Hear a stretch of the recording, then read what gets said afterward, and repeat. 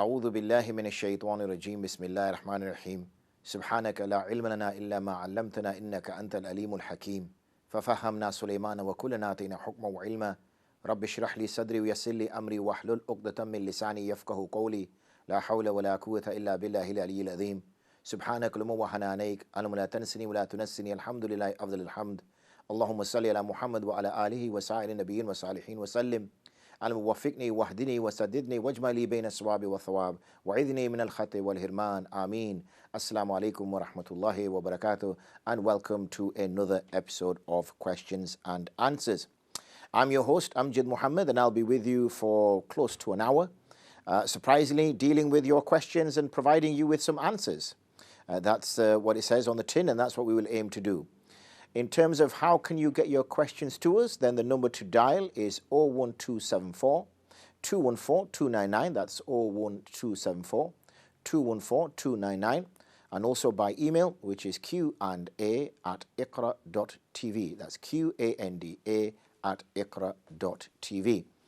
As this week, because of the time of Adhan, we'll have a very short session and then a slightly longer than normal session.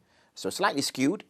So if you do want to make a call, you need to make it very soon at this particular time, because we will run out of time quite quickly.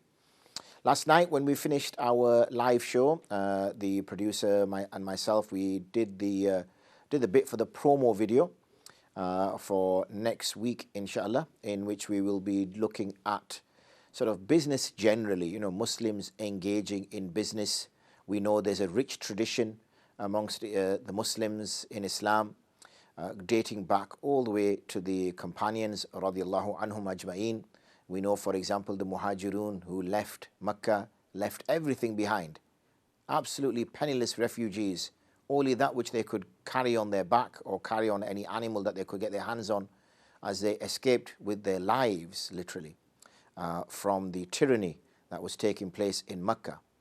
And yet, within a very short space of time, both because of the social structure that the Prophet ﷺ produced, in which he established brotherhood between one companion radiallahu anhu in Medina with a companion, a refugee from Mecca, and within a very short space of time, these individuals, these companions, became self-sufficient. We know, for example, a companion says to the one that becomes his brother, that I have two wives, I will divorce one, I will share half my wealth with you, and and it will be at your discretion which part you choose.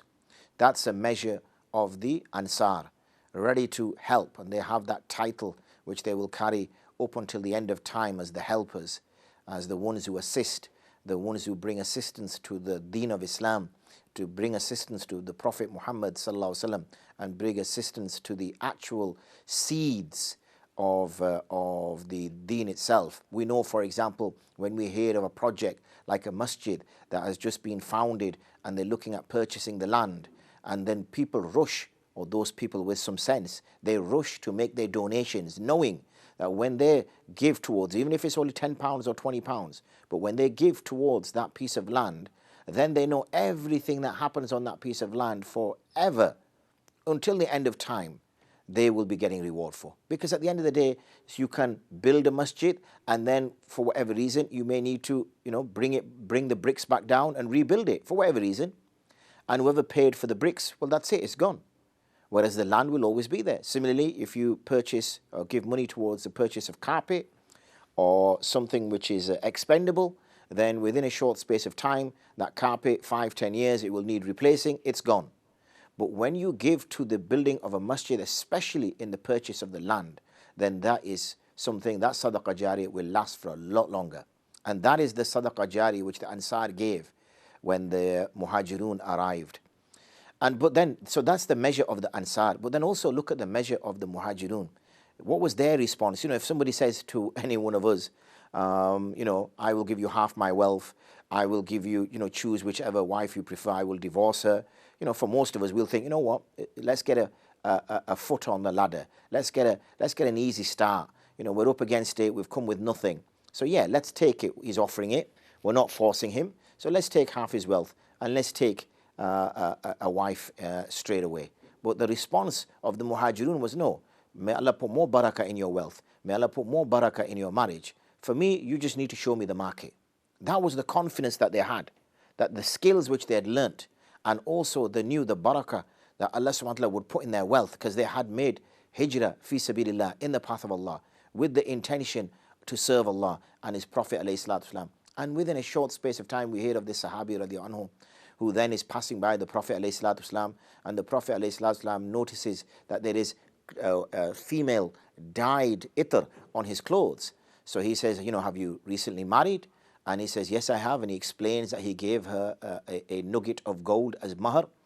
And then the Prophet ﷺ informs him that give a walima, even if it be by a goat. But that's not the point that I want to raise here. The point I want to raise here is this refugee is now giving nuggets of gold as mahr. He is now rich.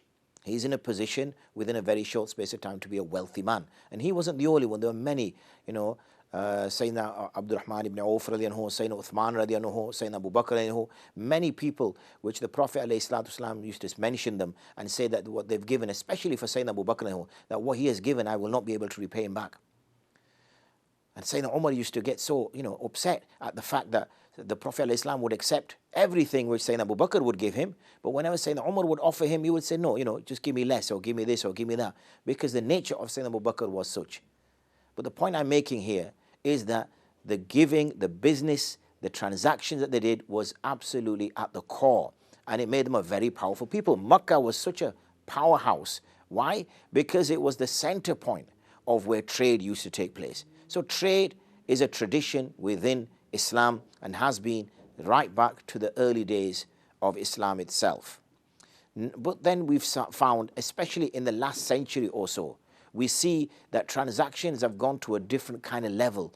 We've seen the replacement of gold and silver in the 70s, especially 1970s, where now no longer there is anything, that the reserves have to have a certain amount of gold, that legal tender, that the sterling, pounds or real or anything is being measured against. In fact, now it's being measured against the dollar to a certain extent, but this is something which is now sort of controlled, shall we say, by the financiers, not necessarily by some asset which exists.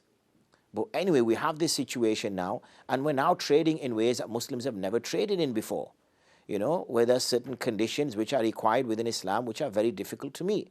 And the key points we find, obviously, are the issues like riba. We live in a system now throughout the world which is a riba-based system.